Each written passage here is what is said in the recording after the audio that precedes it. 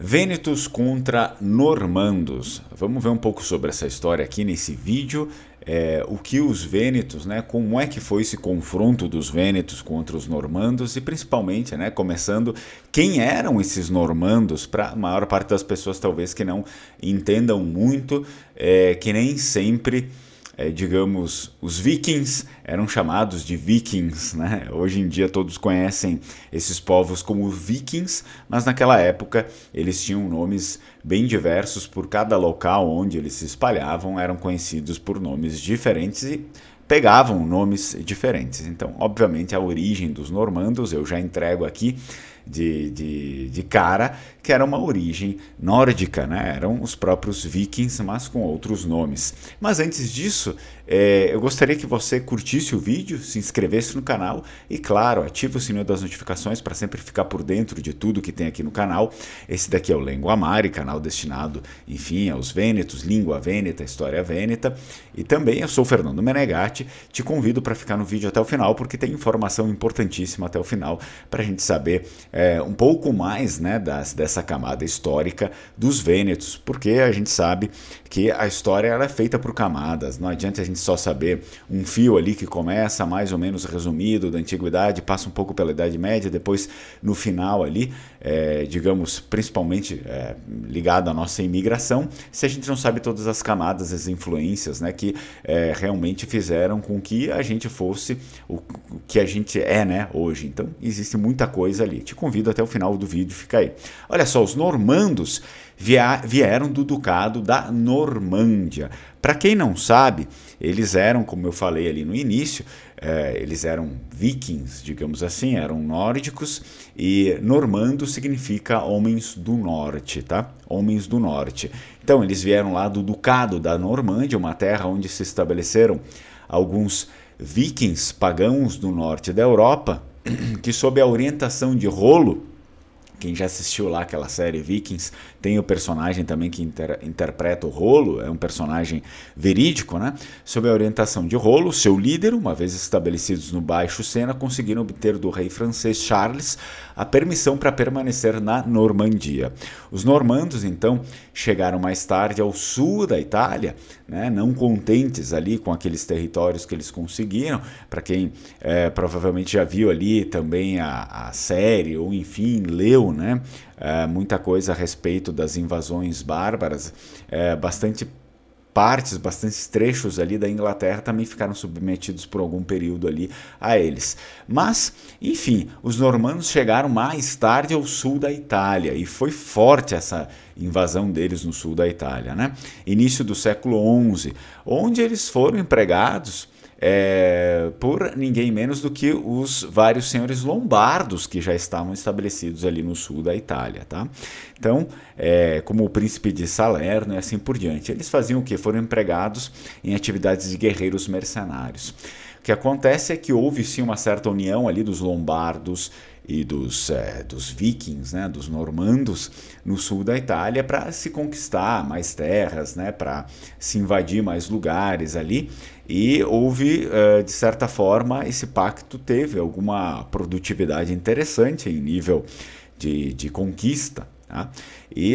Só que o problema é que em 1030, no ano de 1030, os normandos, então, na verdade não foi um problema para eles, né? Foi um problema para os outros. Em 1030, os normandos obtiveram o condado de Aversa, do duque de Nápoles, o Sérgio IV. Tá? Isso resultou em uma nova imigração de guerreiros normandos para o sul da Itália. Então, para quem acha que o sul da Itália ali só tem aquela história com o Oriente Médio, né, com árabes e tal, na verdade não. Sim, tem, porém também existe essa faceta aqui da imigração germânica, nórdica ali para o sul da Itália, tá? O que acontece? Mais e mais guerreiros normandos migraram para o sul da Itália, o que resultou em um aumento no poder normando, que já havia se tornado tão poderoso que aparentemente já poderia até expulsar os bizantinos da Itália. vamos ler aqui, bizantinos como romanos. Tá? Eles já não tinham mais muito poder ali na Itália inteira. Vocês lembram? Eu até posso deixar aqui no final do vídeo que eu fiz um breve resumo a respeito da queda do Império Romano, que aí depois que caiu o Império Romano, na história atual se começa a falar sobre o Império Bizantino, mas que na verdade era só o Império Romano do Oriente, que foi aquele que durou, né, porque na Europa não existia mais. Então os romanos, vamos lá, entre parênteses ali, os bizantinos, eles permaneceram durante vários séculos ali tentando retomar o poder da Itália, sabe? Tentando retomar aquilo que eles eram ali no período de Roma no Ocidente, tá? Então, mas nunca conseguiram ter a Itália inteira ali. E aí, ao passar do tempo também, foram perdendo cada vez mais, até que chegou um momento que eles não tinham mais poder nenhum sobre a Itália. Então isso aqui faz parte desse período, estamos falando, relembrando de 1030, nessa ocasião, quando os normandos e os lombardos, né, praticamente eles já tinham pego ali boa parte da Itália e aqui conquistaram praticamente todo o sul da Itália. Anos depois, então, os normandos passaram a representar uma séria ameaça para quem? Para a Sereníssima República de Veneza também, até que estavam ali, estava tranquilo, mas aí depois eles começaram também a representar uma ameaça ali para a Sereníssima República de Veneza, que sempre teve o cuidado de não permitir que outras potências se apoderassem de ambas as costas do Adriático, bloqueando o tráfico comercial vêneto. Tá? O que acontece? A Sereníssima sempre quis ter a hegemonia das costas do mar Adriático, e sempre teve essa hegemonia, conseguiu manter essa hegemonia por séculos e séculos, e nunca ninguém tomou dela. Eles ameaçavam, os normandos em um certo período estavam começando a ameaçar. Então, se tem ali na história várias e várias guerras, né, batalhas contra os normandos da Sereníssima para expulsar eles do Adriático, e sempre conseguiram expulsar sem tantos problemas ali os normandos das costas do Adriático. Essa é uma história particular que o doge Pietro Polani tentou, né, a via diplomática, estipulando um tratado comercial com os normandos da Sicília, mas em 1147 recebeu um pedido por apoio militar da parte do imperador bizantino na pessoa de Manuel I Comnenus, ameaçado pelo inquieto rei normando Rogério II, que já havia atacado Corfu. O que acontece?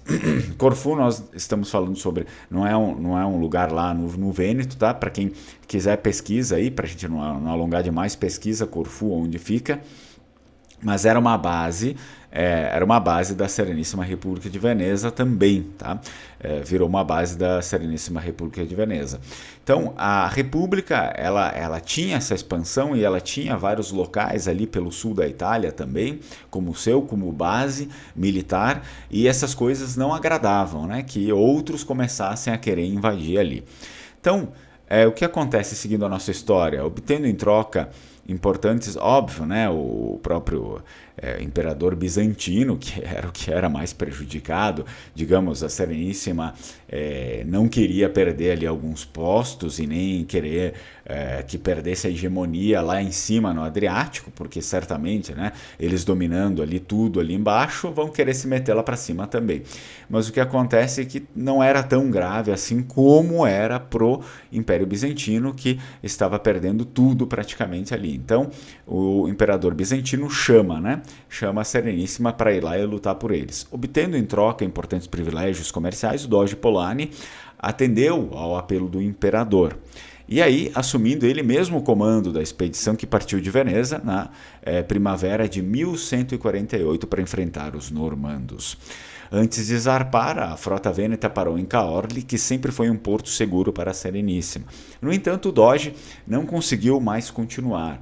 O Polani adoeceu e foi obrigado a confiar a expedição a seu irmão Domênico e a seu filho Naimério, que mais tarde, de fato, eles obteram a vitória clara sobre os normandos. Tá? Espero que você tenha gostado do vídeo. Se gostou, comenta aí, pode deixar um emoji, alguma coisa, porque é importantíssimo o seu comentário. Você curte, deixa um emoji, alguma coisa, ou, enfim, a sua escrita, você pode escrever também, caso tenha tempo para escrever, caso tenha alguma coisa para escrever. Caso não tenha nada, deixa um emoji, porque é importante ter essa interação com o canal, para o algoritmo do YouTube perceber que os inscritos do canal, eles gostam de interagir com o conteúdo. Então é muito importante. Vi ringrazio, na muchas. Tchau, tchau.